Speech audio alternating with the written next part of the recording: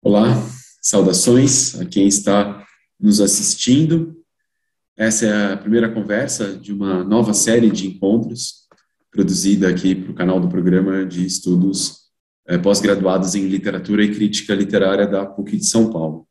Bem, essa série ela vai se chamar Vida Literária, mas o que a gente está chamando, de vida literária? Antes de apresentar a primeira convidada para essa conversa, alguém que, aliás, trabalha profundamente as questões propostas para essa série e que nos deixou muito felizes, de ter aceitado participar desse vídeo de estreia, eu preparei, então, uma breve introdução a respeito dessa ideia de vida literária, quer dizer, qual que é um pouco a proposta dessa nova série de vídeos que a gente vai fazer aqui para o canal do nosso programa de literatura e crítica literária.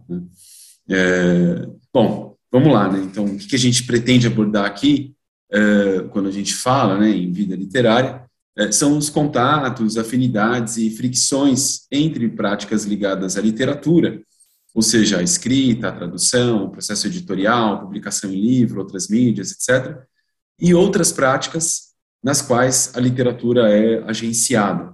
Aliás, ao longo das conversas, essa questão do agenciamento da enunciação literária vai ser constantemente retomada. Por outras práticas, tenha-se em mente aqui as práticas da sala de aula, a vida do campo literário, com seus grupos, realização de eventos, fóruns de cultura, a relação sempre problemática da literatura com o mercado, com a militância político-cultural, o diálogo com as outras artes, com os diferentes campos do saber, tal como a filosofia, a psicologia, a psicanálise, a antropologia, a história, mesmo as ciências ditas duras, entre aspas, como matemática ou biologia, como a gente vai ter oportunidade de tratar futuramente. Essas conversas vão abordar o limiar entre as poéticas literárias, as práticas do cotidiano e de saberes específicos.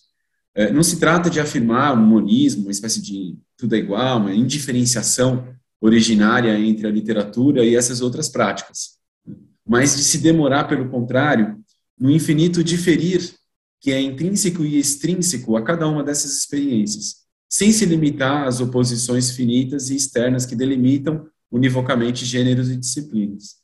Essa diferenciação em ato coloca em jogo uma ideia de partilha. E a ideia de partilha, como lembra o filósofo francês Jean-Luc Nancy, traz consigo tanto a ideia de separar quanto de pôr em comum.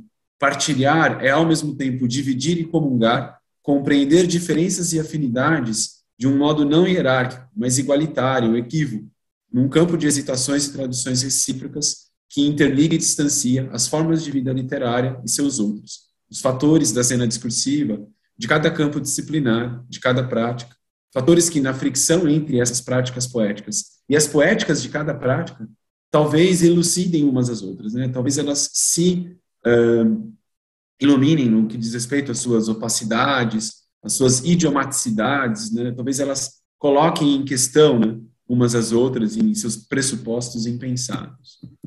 Se, como diz o Reinaldo Ladaga, a propósito da arte contemporânea, o artista de hoje age de modo que sua vida literária, seu exercício das letras, possa se articular explicitamente com outras práticas destinadas a promover experiências relacionais solidárias nos espaços locais, talvez valesse a pena ter em mente também que a conexão entre a literatura e essas outras práticas não necessariamente pressupõe a rasura da diferença entre um interior e um exterior. O contato que é, ao mesmo tempo, auto e heteroafetivo. Contato esse que, longe de implicar a forma do sujeito ou do indivíduo, também diz respeito à conexão de corpos, meios, linguagens e conceitos que se individuam à medida mesma que se relacionam e se interligam. Se o indivíduo nada mais é do que um feixe de relações que se diferencia e se estabiliza em determinados contextos e escalas de percepção, um coletivo só existe conforme ele próprio se agrupa e se individua na escala de diferenciação para com outros coletivos. Daí a mediação entre um si e um outro, ipseidade e alteridade, interior e exterior, ter sempre já atravessado qualquer experiência. É dessa mediação entre o si e o outro, a intensidade, a alteridade, o interior e o exterior, é dessa mediação que já sempre atravessou qualquer experiência, é de lá que a gente parte. Desdobrando essa relação entre um dentro e um fora, entre práticas heterogêneas da vida e da literatura, terminaria essa breve introdução com duas citações. A primeira é retirada do Indicionário do Contemporâneo, né, um volume de escrita coletiva, que foi organizado pela Célia Pedrosa, pela Diana Klinger, George Wolfe e Mário Cameron, e é um volume bem interessante, né, um coletivo, né, que se individua em torno da reflexão sobre termos do vocabulário das artes contemporâneas. Esse indicionário da arte contemporânea nos lembra que, na cultura brasileira, a antropofagia tem sido um nome especialmente produtivo para pensar essa mediação entre o interior e o exterior, mediação complexa, que nos faz sempre suspeitar das posições fixas do si e do outro, enredados que já estão num campo de transformações recíprocas e contínuas, que se prolonga à medida mesma que os limites entre alteridade e ipseidade, o outro e o si mesmo, são devorados, assimilados, transformados, mas não apagados. Da equação eu parte do cosmos ao axioma cosmos parte do eu, né, uma frase do manifesto antropofágico, que já aponta, né, para essa complexa topologia do dentro e do fora, né, em que o mundo ao mesmo tempo participa do eu, o constitui e se projeta a partir dele. Assim, nossas práticas literárias e não literárias, ali onde esse não, né, de não literárias, emerge do próprio diferir que atravessa e vincula essas práticas, né, se pressupõe e se transformam reciprocamente.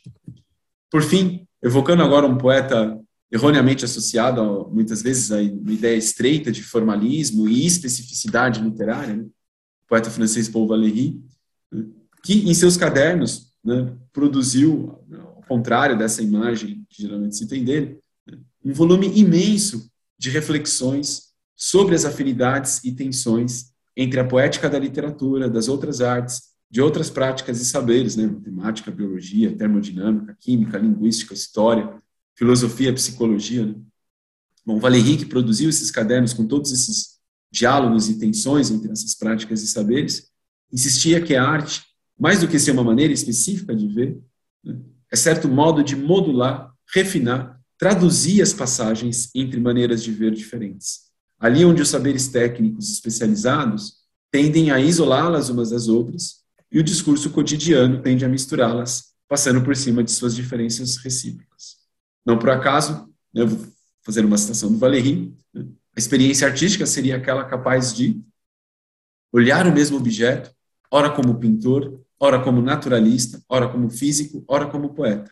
Mergulhar em todos os aspectos da vida, ligado ao mesmo tempo às formas, ações, atitudes, à estrutura íntima, ao funcionamento orgânico, e que, longe de acumular esses inúmeros olhares de precisão, como numa relação, como numa coleção de aquisições separadas, faz essas observações tão diversas se combinarem incessantemente entre elas. Então, a experiência artística é aquela capaz de se relacionar com o mesmo objeto da experiência, com a mesma experiência, ora como pintor, ora como naturalista, ora como físico, ora como poeta, né? Mergulhando em todos esses aspectos da vida, né, sem acumular esses olhares de precisão, essas relações todas, como numa coleção de aquisições separadas, mas combinando, né, fazendo combinações incessantes entre elas. Como a gente vai ver, há muitas maneiras de ver, justamente, de pensar essa interação entre a literatura e as práticas que a agenciam e que se desdobram em seu entorno. O que a gente vai fazer nesse espaço é conversar com pessoas que, de algum modo, lidam com essa presença da literatura nas mais variadas práticas de sua vida. Estejam envolvidas com a escrita, com o ensino, a tradução, a edição, a produção cultural, a pesquisa em diferentes linguagens, os diálogos com outros saberes, as políticas do campo cultural ou da inserção da literatura nos campos disciplinares e documentos curriculares da educação, enfim, né? A intervenção da experiência literária na lida com as questões sociais, políticos, existenciais, os diálogos com a psicologia, a psicanálise, né? Tudo isso, né, vai estar aqui em jogo, e o que vai orientar todas essas conversas, né, é o modo como a literatura agencia essas diferentes práticas, ou é por elas agenciada. Bem, e ninguém melhor, né, acho, para iniciar essa conversa do que essa nossa primeira convidada, a Maria Villani. A Villani é escritora, pedagoga, psicóloga, nasceu em 1950 e mora em São Paulo há 40 anos. Formou-se em filosofia e pedagogia com pós-graduação em psicopedagogia e filosofia clínica, língua, literatura e semiótica. E um ponto muito interessante, sobre o qual a gente vai conversar, está no modo como a Villoni articula essas diferentes formações em sua atuação, tanto como escritora, quanto como mobilizadora de coletivos culturais e sociais no bairro do Grajaú e outras periferias da cidade de São Paulo. Em 91, aos 41 anos, ela publicou seu primeiro livro, 5 contos sem desconto e de quebra 2 poemas. E a partir daí vieram mais 6 livros de poesia e a participação em muitas outras coletâneas, eventos, feiras, festas e bienais literárias, tanto em iniciativas periféricas, como a Feira Literária da Zona Sul, a Feliz, é muito interessante esse nome, né? Feliz, ZS no final, né? Feira Literária da Zona Sul. Ou o ciclo Estéticas da Periferia, que ocorre todos os anos, né, na cidade de São Paulo. Então, a Villani tem participado tanto dessas iniciativas, quanto também nas, digamos assim, mais hegemônicas, né, como a Bienal Internacional do Livro de São Paulo, além de feiras em outros estados do Brasil, né, como, por exemplo, no Ceará e em Pernambuco. A Villani ocupa vitaliciamente a 66ª cadeira da Academia de Letras dos Professores da cidade de São Paulo, e seus poemas foram premiados pelo Salão de Artes Machu Picchu, em Cusco, Peru, e pela imprensa oficial do estado de São Paulo. Também recebeu o título de Mensageira da Paz, Marco da Paz de São Paulo, em 2013. Vocês percebam, a atuação dela, né, tem recebido atenção tanto de premiações literárias, quanto também de questões sociais, né. Ela é fundadora do Centro de Arte e Promoção Social do Grajaú, CAPES Artes, um projeto que, desde 1989, trabalha cultivando a atividade cultural do bairro, e cultural aqui no sentido mais amplo possível, englobando tanto a produção das mais diferentes artes e artesanatos, quanto a discussão e reflexão em rodas sobre filosofia, psicologia, educação de crianças e adultos, política, direitos humanos, questões identitárias e muitas outras. Além do CAPES Artes, a Villani também atuou em projetos como o MOCAP, que é a Mobilização pela Cidadania Artística da Periferia, o Fórum de Cultura do Grajaú, e ultimamente tem procurado consolidar um selo escola, né, um projeto sobre o qual conversaremos. Esse selo escola é criado em torno do Capsianos, né, que é o selo editorial independente, né, vinculado à produção escrita e à iniciativa do CAPES Artes. Mas como a Villani coloca em diálogo a literatura, né, a produção literária dela, com todas essas outras dimensões de sua atuação social e política, é sobre isso que a gente vai conversar.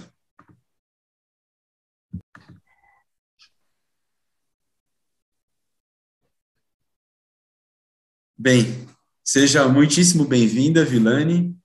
Eu gostaria de agradecer, em nome do programa de pós-graduação em Literatura e Crítica Literária da PUC de São Paulo. A gente ficou muito feliz com a sua presença e com o fato de você ter aceito o convite para essa primeira conversa sobre a vida literária. Nossa, eu me sinto feliz com o convite, honrada por ser a primeira e, de uma certa forma, estar junto com você, iniciando esse trabalho, né, contribuindo, e felicíssima, muito feliz, porque vou estar divulgando o meu trabalho e me socializando com pessoas maravilhosas. Vamos lá, então. Vamos conversar. E, bem, na introdução que eu fiz, né, a respeito do seu trabalho, eu mencionei muito essa interação entre literatura e o seu trabalho no CAPES Artes, né? E a fundação do CAPES Artes se deu ali entre os anos 89, final de 89, início dos anos 90, né? E o seu primeiro livro, 5 contos sem desconto e de quebra 2 poemas, foi publicado em 91. Né? Por certo, bom, enfim, o seu contato com a literatura, né, de um lado, e com os dilemas da vida comunitária, vem de antes, né, mas chama a atenção que esse seu engajamento na literatura e na intervenção social e cultural tenham tido essa inflexão e vindo a público, né, com a fundação do CAPES Artes e a publicação do livro, mais ou menos na mesma época. Como se deu esse processo e, enfim, as duas coisas, né, a produção literária e a ação social, nasceram juntas, foram se associar depois? Como é que foi isso? Então, foi uma coisa assim, foi tudo junto. Eu costumo dizer que foi tudo misturado, porque foi a minha formação, porque era uma época que eu tinha voltado a estudar, eu estava fazendo colegial, Uhum. e concomitantemente fazendo essa movimentação no bairro com os artesãos, que culminou Uhum. com a fundação do Capes Artes, e com a literatura. Foi Certo. tudo muito junto, né? E a partir do Capes Artes, é a minha convivência com os poetas da região e o fato de eu estar estudando e ter professores incentivadores me levaram a publicar, a escrever 5 contos e 2 poemas e juntar e fazer um livro artesanal que eu denominei de 5 contos sem desconto e de quebra 2 poemas e entregar para o professor como trabalho de arte. Interessante. Então, a escola também teve, né, um papel aí. Teve um papel importantíssimo na minha vida, me incentivou. Eu tive professores maravilhosos. Legal. É interessante, Fábio, né? só um minutinho. Eu tive Pode professores falar. maravilhosos. Eu tive uma base das mulheres da região, que é o movimento feminista, a Aham. base da escola, a base do movimento e a base da família, porque meus filhos eram pré-adolescentes, estavam estudando e eles também traziam novidades da escola. Então, assim, eu acho que a gente se constitui de tudo isso. Tudo estava acontecendo ali ao mesmo tempo Tudo, ao também. mesmo tempo, Inclusive esse envolvimento com o movimento feminista, a organização das Sim, mulheres, né? Porque o sim. CAPS parece que teve mesmo, né? O passo inicial se deu, né, com pré-escola, né? Como é que é É, pré-escola, né? A é uma recreação pré infantil. é uma recreação. Na realidade, a gente não tinha esses nomes na época, né? Na Tá, realidade, a gente queria um lugar para cuidar de crianças para as mães trabalharem certo. fora.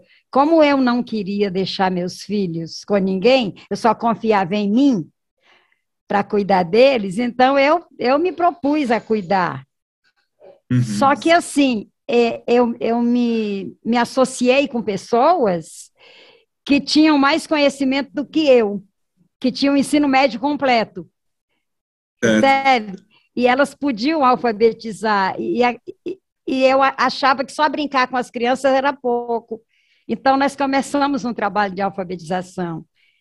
Uhum. E aí, a partir daí, nós conhecemos as mães, os pais, que eram artesãos, e tudo começou. E aí você já logo, enfim, aí você volta para a escola, te fez também Sim, reconstituir sua relação com a literatura. sim, sim. Uma das que eu acho que seria interessante pontuar, né, porque uma das primeiras iniciativas do CAPS, do CAPS Artes, foi a carreata poética, né? Desde então, essa carreata tem homenageado diferentes artistas de diferentes linguagens, né? Então, a arte foi sempre uma espécie de eixo da ação social do CAPS Artes, né? Quer dizer, ele já nasceu, como você está falando, né, articulando essas dimensões, né? Como evidencia, né, a própria sigla, né? Enfim, Centro de Arte e Promoção Social, né? Centro de Arte. Mas a instituição, né, como você estava falando, ela começou com recreação infantil e a partir dessa produção artesanal das mães e mulheres do bairro, né? A partir dali Sim, vocês organizaram uma feira que incluía sim. literatura de cordel, exposição de livros independentes, show musical, teatro, né? Eu queria que, se você pudesse falar, né, como é que foi se dando esse deslocamento, né, do espaço privado para o espaço público? Porque eu acho que vocês primeiro fizeram uma, né, me parece, né, ali a recreação infantil, depois vocês foram levando isso para o espaço público e culminando nessa carreata poética, né, que é uma verdadeira um ato, né, em espaço público, quer dizer, que atravessa a cidade, é uma carreata que já passou por muitos bairros, né, da cidade, tanto no centro quanto na periferia, né? Quer dizer, como é que se deu essa passagem, né, da recreação infantil para a feira de bairro e dessa para uma carreata, né, que já percorreu inúmeros bairros no centro e na periferia, engajando inclusive gente das mais variadas partes do Brasil, né? sim.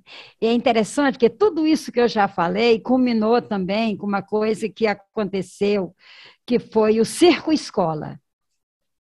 Circo Escola, onde as crianças passaram, é, é, foi inaugurado um circo que era escola, quer dizer, para ensinar arte circense às crianças.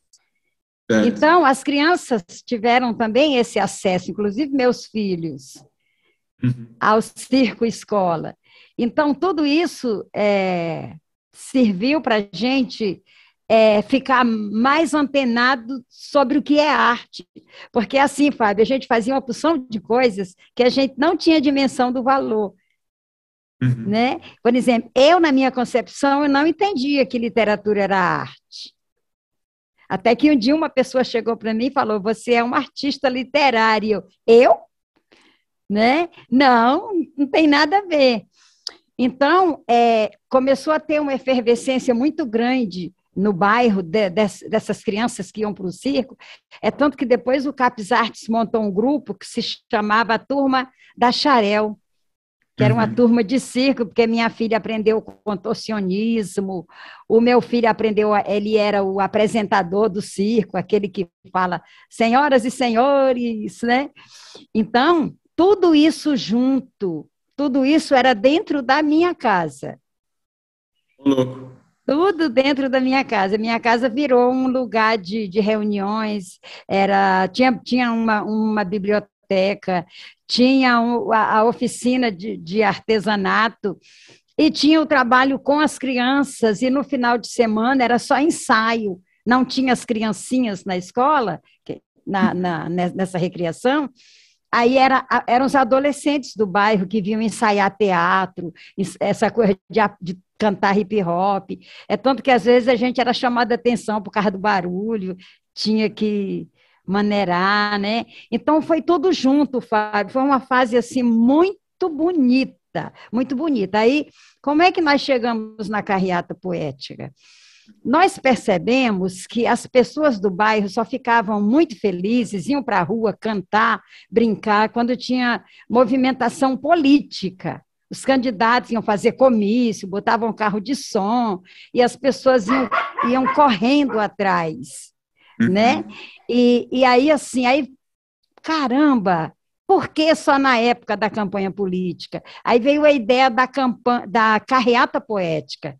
Aí a primeira carreata poética foi em 1991, para a gente homenagear a poesia. E a carreata poética era seguida de procissão poética. Aí tinha um andor, a gente fez a poesia, nossa poesia era uma mulher nua, da cintura para cima, colada num livro aberto com os dizeres: a poesia pede socorro. Certo. Aí nós saímos do Grajaú até o Largo 13, até Interlagos, no autódromo, paramos, cantamos, declamamos. Depois fomos para Santo Amaro, Largo 13, fizemos a mesma coisa.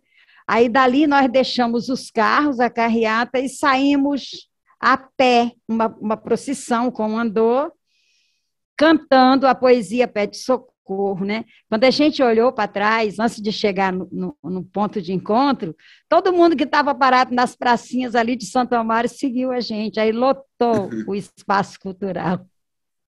Muito legal. Né, ao longo dos anos houve muitas carreatas, né? Muitas Cada uma carreatas. delas com uma história, né? Teve carreata Sim. poética homenageando a Carolina Maria de Jesus, indo para Parelheiros, teve homenageando artes plásticas, né? Os tatuadores, né? A tatuagem, até mesmo a tatuagem, né? Quer dizer, a noção grafite, de arte cordel. é a mais ampla possível, né? E muitas comunidades, né, sendo envolvidas, Isso. né? A cada carreata, esses artistas são chamados a vir, a participar, a criar junto, né? Esse é o diferencial do nosso CAPES Artes, é que a gente não quer fazer nada sozinho, a gente abre para todos aqueles coletivos que quiserem somar conosco para pensar o evento, para produzir, para apresentar, para se doar, né, a arte. Bem, depois de um livro, agora entrando um pouco, né, mais na questão da literatura e pensando essas articulações, né, depois desse livro de estreia, né, dos 5 contos sem desconto e de quebra 2 poemas, você passou muitos anos escrevendo e publicando poesia, né? Mas agora você vai publicar o seu primeiro romance, né, Memórias de Maria e um pouquinho de mim, né?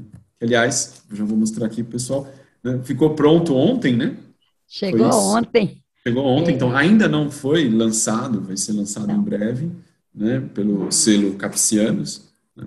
Mas é o seu primeiro romance, né, e nele E, você apresenta uma série de Marias heterobiográficas, né, Marias, né, variadas, né, e mergulha na vida de uma delas, né, à medida que esse processo de rememoração da vida na Fortaleza dos anos 50, né, que é a sua cidade natal, né, foi se registrando, né, nesse diário de escrita do próprio romance. Quer dizer, o romance é também o diário de escrita do próprio romance, né, composto em larga medida durante os eventos da pandemia de Covid-19, quer dizer, 2020, 2021. Quer dizer, o romance é também esse diário de escrita do próprio romance antes e durante a pandemia. Como que foi esse mergulho, né, na prosa, no romance, né, depois de tanto tempo escrevendo poesia, né? Em alguns momentos do diário, a narradora menciona sua dificuldade em se envolver com o ato de rememoração e escrita ficcional do romance, em razão das atividades do CAPS Artes ou dos compromissos com iniciativas comunitárias para ajudar a sanar os impactos sociais que a pandemia teve sobre a vida do bairro. Você poderia falar um pouco mais sobre como esses dois mundos estavam se encontrando e se chocando na e com a elaboração narrativa? é interessante, porque para mim é tudo muito novo. Uhum. Eu não sabia que conseguiria escrever um romance. E quando eu comecei, eu nem tinha ideia que isso ia culminar no romance. O que eu queria era contar um pouco da história, um pouco, um retalho de cada vida que passou por mim, de cada história que eu ouvi contar, né? Uhum. Você percebe que no livro tem histórias que a gente não tem como dizer realmente isso existe, isso acontece, né? Tem essa coisa lá da morte, do pós-morte, do ressuscitar, né? Que tudo isso aparece.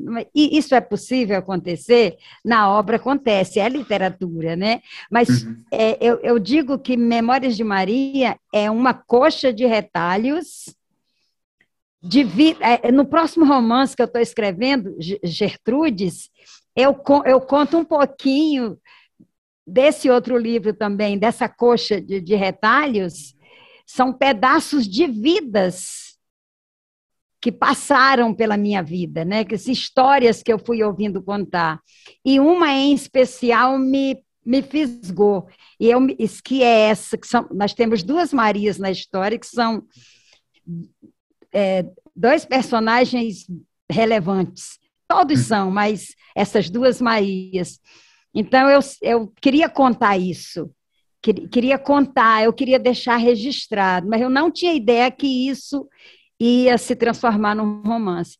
E eu tive inúmeras dificuldades, não só de tempo, mas também de concatenar as ideias, como fazer isso. E foi aí que nasceu o Diário do Romance, porque eu fiz um pacto com a personagem principal de contar um pouco de mim para ela se sentir à vontade de se soltar. É meio doido, mas é literatura. E isso e deu certo. E Sim, deu Memórias de certo. Maria e um pouquinho de mim, E um né? pouquinho de mim, né? Porque, Uhum. na realidade, o desejo ali é de conversar com a personagem. Uhum. Né? Na realidade, eu tô, né? E aí, de quebra, o leitor vai ter acesso. Mas o meu objetivo era dizer assim: olha, Maria, pode ficar à vontade, conte tudo. Eu já é tanto que eu falo na obra que eu não conto enquanto o personagem não permitir, né? Uhum. E assim meio louco, mas aconteceu isso, né? E, e esse romance durou 6 anos de escrita, porque eu tive muitas interrupções. Quando chegou a pandemia, eu fiquei mais dentro de casa. E aí muitas coisas passaram a me incomodar. E aí eu me dediquei mais e consegui terminar o romance, né? É interessante, né? Assim, como esses fluxos vão, ao mesmo tempo, afetando, né? E deixando um impacto, né, no processo de escrita, porque realmente, né, você começou a escrever antes, né? Não tinha ideia de que a pandemia iria aparecer, Não, né? E no final das não. contas, esse acontecimento deixou o seu impacto, né, no diário. Sim. E foi justamente ali, né, a partir dali, que de fato a narradora parece que realmente vai, né? É bem interessante isso. E também como você traz um pouco do bairro, né? Do que está acontecendo, quer dizer, fica uma espécie de encontro entre a Fortaleza dos anos 50 e o Grajaú durante a pandemia. Sim, sim. Eu não falo o nome dos lugares, Uhum. nem datas, mas eu deixo pistas para o leitor situar as histórias, né? Essa questão do lugarejo da capital, daquela vivência das crendices, da cultura da época, né? Eu trago não com incentivo de mostrar dessemelhanças, não, mas com o objetivo de mostrar essas diferenças, mas o ser humano é o mesmo. Lá no lugarejo, lá na capital, lá no Grajaú, as dificuldades são as mesmas. Né? Muda de endereço, muda de época, a cultura continua, as crendices continuam. É, é, eu estava querendo dizer tudo isso e acho que mais, que eu não sei explicar. Bom, fica para o leitor, né? O É, leitor agora fazer esse trabalho, né?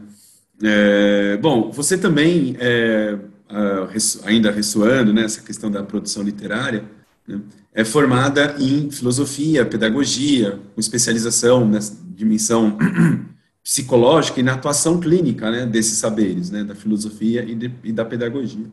Além de ter tido uma prática profissional na escola vinculada a essas formações. Seria possível dizer que ela reverberou tanto nos interesses do Capes Artes, pela reflexão filosófica, pedagógica e psicológica, né? Se a gente olha para o histórico das rodas de conhecimento do Capes Artes, a gente vai ver que esses temas reaparecem muitas vezes, né? Então ficou um impacto na própria história, né, da organização, né? Mas também na sua própria produção poética, né, na dimensão conceitual e filosófica de seus versos, né, que é cheio de logopeia, né, para retomar o termo com que o Ezra Pound nomeava a dança da inteligência por entre as palavras. Né. Poderia citar muitos poemas seus, mas eu tenho em mente aqui um, né, que chama Refúgio, né, entre o silêncio e a sua ressonância, entre meio a tropeços, encontro em mim refúgio, e nesse tabernáculo uma tênue luz, espanando as trevas, abrindo frechas, arejando a vida.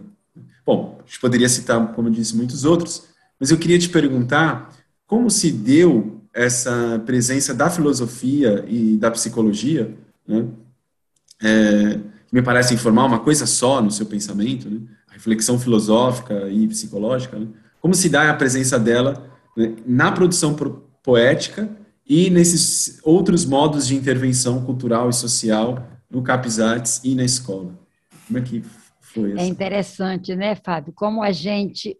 Eu costumo dizer que a gente tem várias vidas numa vida só, tem vários corpos, né? É o corpo antes do conhecimento, corpo durante o conhecimento, o corpo no momento de que você se encontra capaz de construir conhecimento. Então, a gente tem várias vidas, vários corpos. Porque eu comecei a escrever muito cedo, uma escrita carregada de muita indignação, mas sem uma articulação assim dentro do conhecimento, né?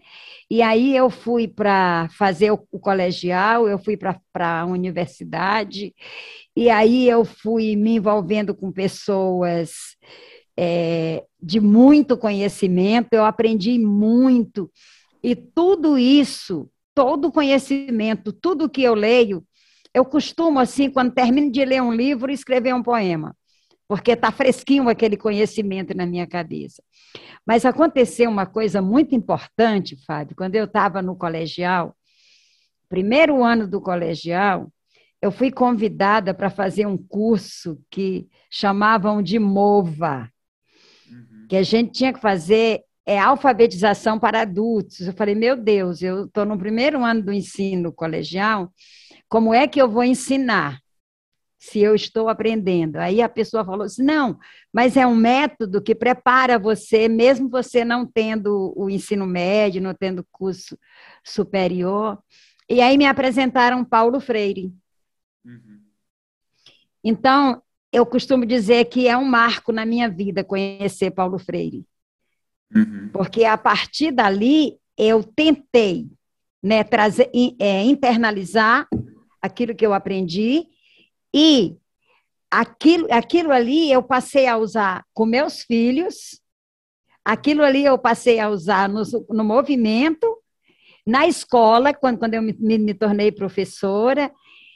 Então, e agora, tudo isso, esse universo de conhecimentos que eu costumo dizer que para mim é bem fragmentado, é um pouquinho daqui, eu não sou especialista em absolutamente nada, mas para quem escreve, todo e qualquer conhecimento é grande, porque a gente desenvolve a partir do que a gente quer escrever.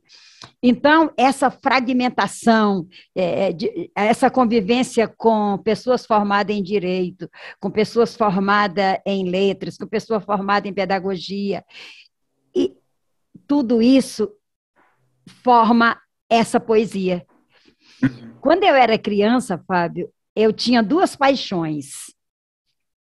Pezinho no chão, mal vestida, mas eu tinha duas paixões. Era as nuvens no céu, com as quais eu fazia meus desenhos, e os homens instruídos na terra. Eram minhas duas grandes paixões, né? Então, eu realizei esse grande sonho. Eu convivo, eu consigo desenhar nas nuvens ainda, e eu convivo dentro do CAPES Artes, convivi muito tempo na escola com esses homens e mulheres que sabem construir conhecimento. Tudo isso não consigo separar da minha vida particular, da minha vida como escritora, da minha vida como poeta, da minha vida como ativista. Conhecimento é a base de tudo. Bem interessante, porque quando você terminou o ensino médio, você decidiu fazer filosofia? Como é que foi essa passagem, né? Porque a gente estava falando agora há pouco, né, sobre esse momento, e logo depois você foi fazer, você fez filosofia, como é que foi? Primeira formação foi filosofia, Fábio. Olha só, quando eu era criança, eu dizia que eu ia ser filósofa, mas eu não sabia o que era isso. Tinha uma moça na minha rua, muito inteligente, muito boazinha, e diziam que ela era filósofa. No meu livro tem um personagem que dizem que ele era metido a filósofo, mas o povo daquela época não sabia muito bem o que era isso, e nem eu, né? Então, trago essas coisas para a obra. Sim. Então, eu era apaixonada por essa moça que se chamava Margarida, era conhecida por Mazinha. Diziam que ela era filósofa, e ela era muito inteligente, sabia de muitas coisas. Então, eu queria ser igual a ela, então eu queria ser filósofa. Então, eu cresci querendo ser filósofa. Mas, quando eu fui para o ensino médio, eu tive uma professora, que é a professora Conceição Marques, maravilhosa, pedagoga, que dava aula de filosofia. E aí eu entendi o que era filosofia, eu falei, é isso mesmo que eu quero. E fui fazer filosofia. E eu também tenho um aspecto, eu acho interessante, que você sempre menciona, né? Porque você também acabou prolongando a sua formação em filosofia para trabalhar a questão da clínica, né? Quer dizer, Isso. e aí tem isso tem a ver com um pouco com a sua atuação profissional, né? Mas também isso você levou para o CAPES também, né? No contato com as pessoas, né? O CAPES é o CAPES Artes, né? Mas até hoje ainda muita gente confunde com o outro CAPES, né?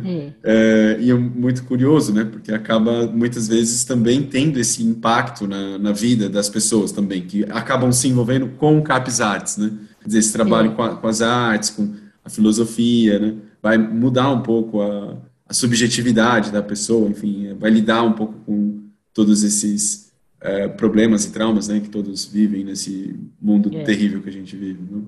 No curso de filosofia clínica, eu aprendi a escuta. Né? Essa escuta que não interfere no pensamento do outro, nas decisões do outro, porque no senso comum a gente tem uma tendência muito grande a dar conselhos para as pessoas, a dizer, se fosse eu, faria assim. Só que o outro não sou eu, né? É um outro. E na filosofia clínica eu aprendi, então ajudou muito. Me ajudou muito dentro do CAPES Artes, me ajudou muito no trato com os alunos, me ajudou muito no trato com meus filhos, meus netos, e me ajudou muito no meu trabalho como escritora. Me ajudou muito, muito, porque são conhecimentos e quando a gente vai escrever, a gente precisa escutar o mundo antes. Escutar o mundo. Né? Escutar. Quando eu estou escrevendo o diário do romance, eu estou escutando o mundo e estou transcrevendo. Eu falo do clima, eu falo do meu estado psicológico, eu falo da minha alegria, eu falo das minhas dores físicas, das minhas dores emocionais, né? Tudo um processo de escuta, que eu agradeço aí à filosofia clínica. Interessante, né? Quer dizer, a escuta paradoxalmente, ela é produtiva, né? Quer dizer, já é uma maneira de intervir no mundo, né? Saber escutar, né?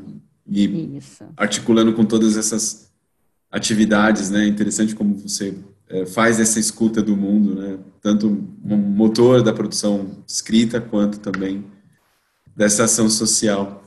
E falando nela, né, ainda na esteira, né, dessa relação entre literatura, filosofia, ação social, eu me lembrei do poema Em Busca do Estante, que diz assim: perdida em pensamentos, movediças areias do terreno do não dito na praia do silêncio. Eu, quase pessoa a bailar em coreografia de vida e de morte, em busca do estante, o presente. Esse poema foi publicado no volume Filosofia Escrita ao Extremo, no qual todo esse diálogo entre poesia, filosofia e ação social se transmuta palpavelmente nesse processo, ao mesmo tempo individual e coletivo, de reflexão filosófica e produção poética, né, em torno de alguns temas que você escolheu na época, né, você e o pessoal da oficina de escrita escolheram na época, né, o eu, a memória, o sono, né. Você poderia contar um pouco mais sobre como foi esse processo, né? E também sobre a oficina de escrita, né, que gerou esse e outros livros, né? Quer dizer, que é um processo coletivo, né, de escrita e reflexão. Né? Foi a partir dessas oficinas, né, que surgiu a ideia do selo editorial independente e de fazer um selo escola? A ideia do selo era uma ideia muito já do comecinho do CAPES, né? Porque na época a gente não tinha editoras independentes. A gente tinha pessoas que faziam livros, assim como eu fiz os 2 primeiros, 5 contos sem desconto e o Reino de Roselândia, grampeado, sabe? E a gente, aquela coisa bem, bem doméstica que a gente fazia para vender entre os amigos, né? E aí a gente sempre mandava o nosso material para as editoras, mas as editoras nem abriam o envelope, devolvia, tinha sempre uma desculpa. Então, a gente sempre pensou em ter uma... Eu sonhava com uma editora mesmo, editora, bem grande, enorme na periferia. Mas hoje a gente tem essa editora enorme, que são várias editoras, que somando a gente tem, né, o povo hoje tem acesso. E aí, depois de 25 anos de Capes Artes, a gente ganhou um prêmio, e com esse prêmio a gente resolveu, a gente usou o dinheiro desse prêmio para fazer esse ateliê de escrita, que na época a gente chamava oficina, né? Depois foi que nasceu esse nome de ateliê, e foi uma coisa muito, muito bonita, porque quando a gente anunciou que ia ter uma oficina de escrita, apareceram muitas pessoas. E o que é interessante, apareceram pessoas das mais variadas idades, dos mais variados níveis de escolaridade, crenças, profissões, e todo mundo junto, todo domingo. Por isso que o livro é Escritos ao Extremo, porque a gente está no extremo sul de São Paulo, Grajaú, e a gente estava ali ao extremo das nossas forças. Todo mundo trabalhava de segunda a sexta, às vezes alguns até sábado. A gente só tinha o domingo livre, era o domingo que a gente usava para compor as poesias, né? Mas foi uma coisa feita assim a muitas mãos. Inclusive eu tenho eles aqui, acho que eu tenho eles aqui, tá aqui. A muitas mãos, né? Aqui tem 12 autores, e o outro, não tenho aqui agora, tenho. Aqui a gente ousou filosofar, né, Fábio? Aqui tem o teu prefácio, a gente pediu para você prefaciar na época. Sim, sim. Então, assim, o que é mais interessante que a gente percebe nesse processo é que muitas pessoas, a gente não ensinou ninguém a escrever. Ninguém. A gente só deu uma oportunidade das pessoas se juntarem, dialogarem, e a partir do diálogo, elas se sentiram fortificadas do ponto de vista do conhecimento, porque houve troca. A gente tinha pessoas das mais variadas formações, professora de português, carpinteiro, cozinheiro, faxineira. Então, quer dizer, tinha muito conhecimento ali que somado deu isso aqui, essa coisa linda aqui. E interessante que o objetivo do Capes Artes é a pessoa em si. Quando apareceu uma pessoa que, na hora de publicar, a gente percebeu que o trabalho dela não tinha condições de ser publicado, a gente não simplesmente selecionou os outros e deixou dessa pessoa de lado. Uma pessoa do grupo, a professora Ana Carolina, ficou dando aulas particulares para essa pessoa que estava com dificuldade, e essa pessoa publicou. Né? Quer dizer, ela foi burilando o trabalho dela, ela já sabia, mas ela precisava de técnica, precisava de um vocabulário maior. Então, a professora fez isso. O objetivo do CAPES é esse, é incluir. Né? E foi lindo, foi lindo demais, porque uma pessoa escrevia crônica, a outra escrevia poema, a outra escrevia um relato, e a gente levava em consideração tudo que era criação do grupo. Não, e eu ia te perguntar se foi porque, assim, teve esse processo, né, de um apresentar o trabalho para o outro, e dos vários saberes ali envolvidos, então também teve processo de revisão e tal, dos trabalhos, né, foi um pouco, acho que daí, né, que nasceu essa ideia do selo escola, né, que é algo que você está tentando, né, colocar de pé. Você podia falar um pouco mais como é que é essa ideia desse selo escola? O selo, a ideia é antiga, mas ele nasceu, a gente tinha feito o registro dele em 2014. Certo. E foi mais ou menos na época que a gente ganhou o prêmio.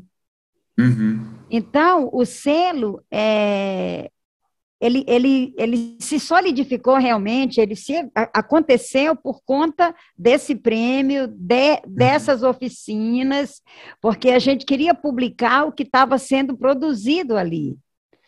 E foi muito bonito, porque se criou um conselho editorial, né? Revisores, pessoas que faziam leituras, que orientavam os escritores, porque não é um selo, uma editora que você vai lá, entrega o trabalho e depois você pega pronto, não, tem todo um processo de diálogo entre os envolvidos, tanto o que escreve quanto as pessoas que orientam e que faz o trabalho gráfico, enfim. Também tem uma ideia, né, de que no futuro isso possa virar uma espécie de todo mundo aprender quais são as etapas, né? Durante um tempo... A proposta é que a pessoa que entra para o ateliê, ela aprenda quer dizer, ela burilhe a arte de escrever, porque ela já entra sabendo escrever, mas que ela aprenda todo o processo de feitura da obra, inclusive a gente pretende passear na gráfica, fazer uma incursão para que... sabe, assim, dá uma ideia de que a gente está voltando para as oficinas antigas, que a pessoa sabia fazer tudo, o artesão fazia tudo. Ele ia fazer uma bicicleta, ele fazia todas as peças. É mais ou menos isso que a gente sonha, que a pessoa aprenda a arte de escrever sonetos, de escrever crônica, ensaios, mas também aprenda a feitura da obra, a diagramar, a cuidar das questões dos registros, né, até a distribuição e venda. Realmente um universo, né, que geralmente as pessoas só sabem aquela etapa, né? Difícil ter uma visão mais ampla, né, de como o processo se dá, né? Isso é bem interessante mesmo. E é um processo custoso, né? Sim, né, mesmo com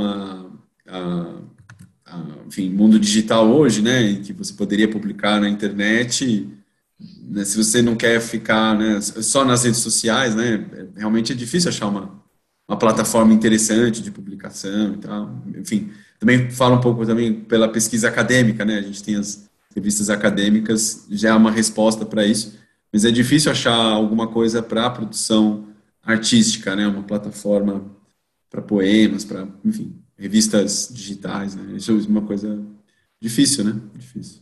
Muito, E também, assim, tem essa coisa do físico, né? De você pegar, assim, acolher o livro. Eu não sei, quem gosta, acho que não abre mão do livro, né? Nossa, o livro para mim é... Você vai me dar uma joia ou um livro? Eu quero um livro.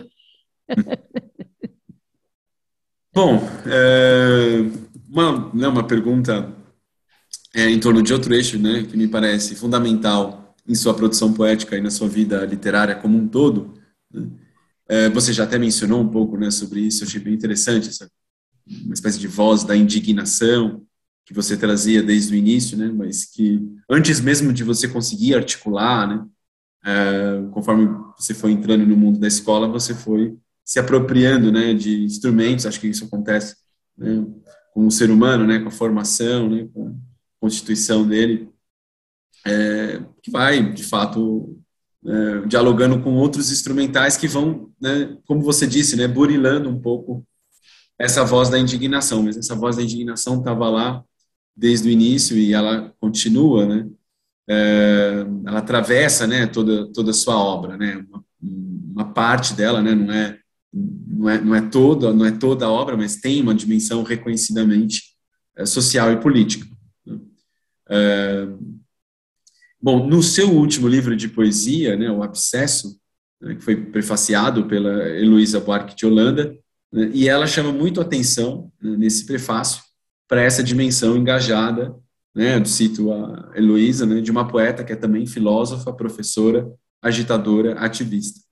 Enfim, uma mulher de múltiplos prismas que ainda aposta no poder da palavra como agente de transformação social e de denúncia das violências de gênero, de raça, de classe social, sem perder de vista, né, eu estou fazendo uma espécie de paráfrase do prefácio da Heloísa, né, sem perder de vista a parte visceral de seu território, as dores e alegrias de um bairro que se torna metonímia das periferias de todas as grandes cidades do mundo, né, um campo, né, um território, justamente, no qual encontramos em ação as principais linhas de força dos dilemas sociais, políticos e culturais com os quais lida a nossa vida contemporânea. E aqui a gente reencontra uma vez mais a literatura em contato com a sua atuação, não só no Capes Artes, mas para além do Capes Artes também, né, no Fórum de Cultura do Grajaú, que reúne diversos coletivos do bairro, na aliança proposta pela mobilização da cidadania artística da periferia, enfim. Você poderia falar um pouco mais sobre essas experiências, a maneira como essas questões sociais aparecem na sua poesia, a maneira como você coloca elas em ação, né, tanto no Fórum de Cultura, quanto nessas alianças que você faz, né, pelas periferias, né? Por um lado, né, como que você habita ou é habitada por esse território cheio de questões sociais, ao mesmo tempo locais e difusas, né? Quer dizer, uma especificidade do Grajaú, mas ao mesmo tempo o Grajaú é o meu mundo, salvo engano, né? Você tem uma frase, né, dessa... Grajaú é meu país. É meu país, né? Como isso reverbera ou não, né, nesse diálogo com outros coletivos, outros artistas, tanto no Grajaú quanto fora dele? Falar um pouquinho do MOCAP, que é o Movimento pela Cidadania Artística da Periferia. Esse movimento nasceu fora do Capes Artes, depois se integrou ao Capes Artes. É um movimento que nasceu no momento que eu fui assistir um show de violeiros na Casa de Cultura do Grajaú, e uma artista fazia dupla com outro, e eles cantavam juntos. E nesse dia o rapaz faltou, ficou só a moça, e veio uma outra pessoa para cantar com ela. E uma pessoa fez um comentário quando estava entrevistando ela, falou que ela parecia com a Jane do Erundi, né? E ela fez um comentário assim que ela não queria aparecer com ela porque ela se achava mais bonita, alguma coisa assim, né? E aí aquilo ali despertou em mim, porque a menina canta maravilhosamente bem, mas na hora de falar ela teve algumas dificuldades, né? E aí eu pensei no movimento pela cidadania artística da periferia, o que seria? Nós não iríamos ensinar no movimento as pessoas a fazerem aquilo que elas já fazem, mas a gente ia tentar fazê-las conhecer aquilo que elas fazem, conhecer mais, se aprofundar na arte dela. Então, esse movimento ficou uns 2 anos fora do Capes Artes, mas depois o César, na época, era o presidente, e aí ele falou, incorpora aqui, coloca aqui junto, porque as coisas vão acontecendo, né? Agora, você pergunta a respeito do Fórum de Cultura, depois eu falo mais um pouquinho dessa como é que essas coisas acontecem.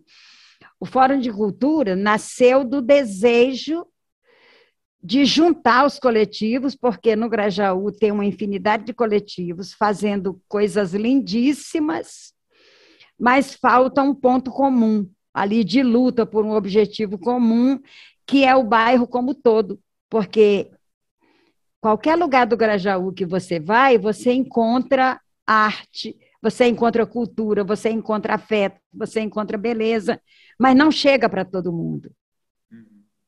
A dona de casa que só cuida dos filhos, ela não tem esse acesso. Então, o objetivo do fórum é juntar os coletivos para que eles analisem esse país chamado Grajaú, porque ali tem gente que não acaba mais. É um bairro ainda muito pobre, apesar de já ter evoluído muito, mas do ponto de vista cultural, a gente só tem um centro de cultura no Parque América. Então, é no início do Grajaú e a gente tem um fundão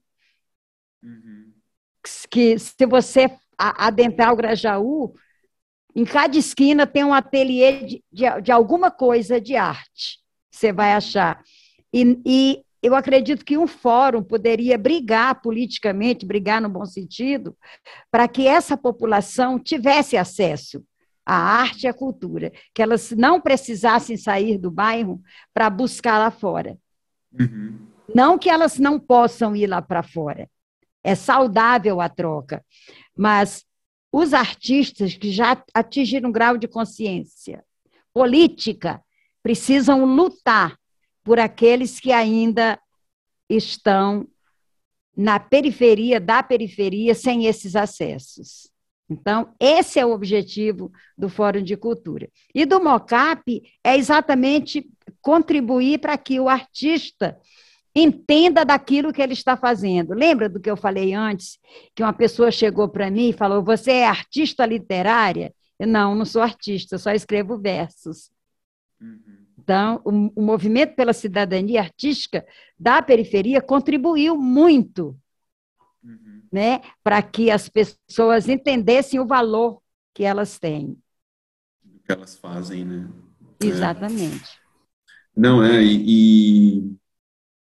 assim, também isso aparece, né, na sua poesia também, né, quer dizer, essa história, né, do o Grajaú é meu país sempre me chamou a atenção, né, porque me parece, né, que não é uma frase do tipo, olha, né, eu só penso no Grajaú, né, é o contrário disso, né, é como se o Brasil, né, tivesse, né, com todos os seus dilemas acontecendo ali, né, nesse território, né, que é um território da periferia, quer dizer, os dilemas que a gente vê, né, nos meios de comunicação, né, que são hiperdifusos no Brasil e todo, eles ocorrem ali na sua frente, né, quer dizer, é nesse sentido, né, é mais uma metonímia, me parece, né, do que uma redução, e isso eu acho que aparece, né, na sua poesia também, na maneira como, né, você tem essa dimensão engajada, social, política, muito forte, né? Enfim, como é que foi essa história porque foi algo que também meio que se espalhou, essa ideia, essa história do Grajaú é meu país, não foi? Nós temos no CAPES Artes as rodas de construção de conhecimento. E aí apareceu uma menina lá, Vivi, que ela tem um projeto lá com música, né? E ela, alguma coisa compartilha, né? Eu não me lembro agora Era do nome. Vida Compartilhada, não era? Mas ela fazia um trabalho com música compartilhada. Sim, E aí sim. ela chegou, aí eu sugeri que ela fizesse uma roda no CAPES Artes, que ela chamasse as pessoas para compartilhar a sua vida, contar suas histórias. Né? E foi muito bonito, porque a gente ouviu muita coisa naquela roda. E realmente eu vi que Grajaú tem de tudo. Grajaú tem a tiazinha que vende churrasco lá no terminal, tem aquela que vende o milho, tem aquela que vende a pamonha, tem aquele que vende roupa, tem aquele que vende... Enfim, né? Mas tem também o diretor de escola, tem o filósofo, tem o carpinteiro, tem de tudo, tem de tudo. Eu falei, isso aqui é um país. E quando eu fui para a roda compartilhada, né, de vida compartilhada, e ela perguntou, que eu falei tanto do Grajaú, e ela perguntou para mim, o que significa o Grajaú para a senhora? Eu falei, o Grajaú é o meu país, que aqui tem tudo, né? Hoje você não precisa sair do Grajaú para comprar nada fora, tem tudo, né?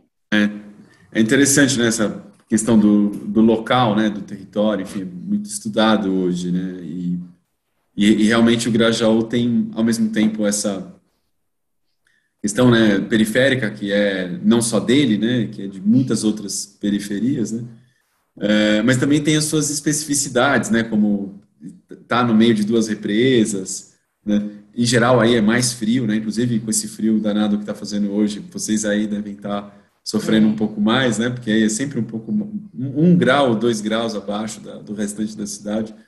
já que vocês estão um pouco ilhados, né, entre duas grandes represas, enfim. Exatamente. E eu me lembro também, né, por exemplo, isso faz com que muitos coletivos culturais também sejam muitas vezes, né, coletivos de ação social, né, como a Ecoativa. Sim, Quer dizer, então sim. tem também uma né, o trabalho deles é a questão da qualidade da água, da preservação, né, das matas, né, no entorno das represas e tudo mais. Quer dizer, então tem questões culturais, questões sociais, né, tem questões ecológicas, enfim, tem uma heterogeneidade, né, de coletivos muito interessante, né? Tem, e assim, o que é duro é pensar que a gente só tem um centro cultural, Uhum. né? Para essa E, variedade de e coletivos. tem muito, então o que que acontece? As pessoas vão fazer sarau no bar, na praça Uhum. pública, na garagem de casa, né? Assim como o Capes Artes começou na casa, né? Na minha casa. Uhum. Realmente é uma luta, né? E, bom, depois do lançamento do romance, quais são os próximos passos dessa luta? O que você tem planejado? Olha, em termos de Além de Capes escrever um novo Artes, romance, né? Como é que Gertrudes? Gertrudes. Gertrudes, muito bem. É, o Capes Artes, a gente está iniciando agora um sonho de fazer um trabalho com crianças, né? Que a gente já tem. A gente tem a roda da infância, é, que é, que é o pensar filosófico com crianças de 4 a 12 anos, e a Uhum. gente tem o Capsianinho, que é formação musical. Então, agosto a gente pretende estar voltando presencial, se a pandemia, né, realmente Sim. der uma trégua, porque são crianças, e a gente pretende fazer um trabalho mais assim, sabe, assim, que a gente faz um trabalho uma vez por semana, a gente está pensando em todo dia, Uhum. então a gente está se reunindo, pensando fazer o que a gente fazia lá no começo. Eu estava pensando nisso agora, né? Começou com as É, crianças, é, né? Chegou isso, na sim, ótima idade e agora sim. É, porque a volta para. gente tem a roda da terceira idade também, Sim, né? A gente tem sim. 12 atividades, né? Uma média de 40 ideólogos, né? Que as pessoas chamam de voluntários, que eu não gosto disso. E agora, em termos da minha vida, eu estou me envolvendo com grupos aí, estou muito preocupada com o povo de rua, porque aumentou muito essa coisa das pessoas estarem na rua. Rua não é lugar de se morar. Então, eu estou me juntando a grupos que fazem um trabalho pelo povo da rua, estou me juntando a um grupo que faz um trabalho com pessoas que abrigam cães e gatos de rua. Então, estou muito preocupada com quem está ao relento, muito, muito preocupada. E a gente sozinho, a gente é muito fraco. Mas quando a gente se junta, papai ensinou isso para mim, minha filha, junte as fraquezas que você tem, que aí você vai ver a força que as fraquezas têm, né? E agora eu estou escrevendo Gertrudes, estou com um livro de poemas pronto, que se chama O Luto Move a Luta, O título e, já um, é. e tem um conto, são escritos da pandemia, e tem um conto infantil, cujos personagens são todos meus netos, que se chama Duda, o Pé de Pitomba. E Duda é o nome da minha neta caçula. Por enquanto eu Muitas. estou aí, estou trabalhando no romance Gertrudes. Legal. Você mencionou assim, seu envolvimento com as questões sociais agora, né? Assim, dos moradores de rua. E foi uma coisa que a pandemia deu porque no começo da pandemia teve um impacto muito forte, né? Eu me lembro que você durante mesmo a escrita do romance, Memórias de Maria, um pouquinho de mim, se envolveu, inclusive foi algo que até mesmo te parou naquele momento. Eu me lembro que mesmo as atividades do CAPES, no primeiro momento ali, quando a pandemia, primeiro momento da pandemia, digamos assim, né, foi algo que te fez, né, como é que foi esse primeiro momento? Escrever um romance é uma coisa minha, é maravilhoso, cuidar de mim, Uhum. mas o outro, eu penso assim, Fábio, a gente não existe sem o outro. E se o outro está assim, como o Grajaú ficou naquele momento crucial, as pessoas não tinham comida em casa e não podiam sair de casa, Uhum. né? E eu também não podia sair de casa. Aquela época tinha essa coisa de idade do risco, né? Uhum. Velhinho não podia sair de casa. E eu sempre fui muito de rua, né? Mas aí eu fiquei com os trabalhos assim nos bastidores, eu fiquei com a captação mesmo de recursos, né? E tinha o pessoal que distribuía. E está reverberando até hoje, eu conheci muita gente que assiste, né? Agora o Capes Arte a gente faz um trabalho assim bem, eu separo o Capes Artes, né? Minha Uhum. vida com esses trabalhos outros, porque eu não vejo o Capes Artes como um projeto assistencialista, né? Mas um lugar onde se constrói conhecimento, porque o conhecimento é a luz do mundo,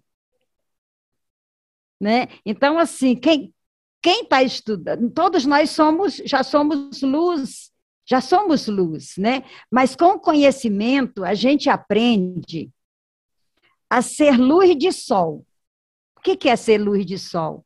É que o sol adentra o pântano e ele sai de lá sol, né? Ele consegue fazer o trabalho, seja lá onde for, sem se envolver ao ponto de se perder. Uhum. Então, CAPES é esse lugar de luz, né? Então, a assistência, a promoção social do CAPES Artes não é a distribuição de cesta básica, mas é a construção de conhecimento e de valorização de cada subjetividade que ali se encontra, né? Que a pessoa própria se reconheça como um ser de luz. Bom, pois com essa explanação, né, podemos encerrar, foi muito bom. Vilani, agradeço muito. Acho que, enfim, ficou muito, acho que, né, sua fala lança muitas questões para a gente pensar nessa relação, mas também, como você pontuou agora, também nessa distância, né, que eu acho importante também compreender as diferenças, né, não só as afinidades, mas também as diferenças entre essas práticas, né? Até mesmo para a gente entender como que elas se relacionam melhor, né, como elas dialogam melhor, né, sem que uma rasure a outra, né? Mas acho que você Sim, sim. mostra como que elas podem aproveitar, né, umas às outras, justamente respeitando, né, a especificidade de cada uma delas, né, também. Né? Isso. Então, acho que tá aí, né, uma série de elementos para, né, que são valiosíssimos para o nosso projeto aqui, né, e que a gente vai continuar e seguir pensando e até uma próxima conversa, né? Que esse diálogo seja apenas o primeiro, né? Entre o programa e o CAPS. O Muito CAPS Arts obrigada, e a Fábio. Maria Vilhena.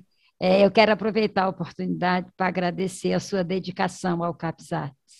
Muito Opa, obrigada por aquele lindo e maravilhoso café filosófico. Muito obrigada. tá certo. Muito bem, então, encerramos por aqui. Até. Tchau, Até. tchau. Tchau.